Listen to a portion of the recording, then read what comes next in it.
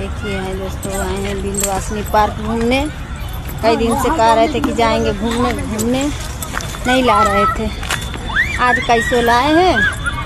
आज संडे था तो हम कह चलिए बच्चे को घुमा दीजिए, हम लोग भी घुमाएंगे थोड़ा। वहाँ है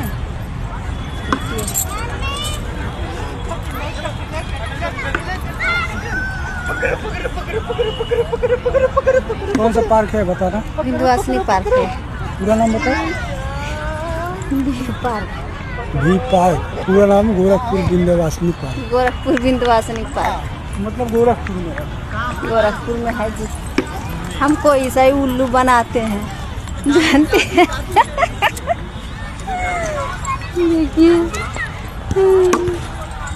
सारे बच्चे खेल रहे हैं, आए हैं खेलने के लिए।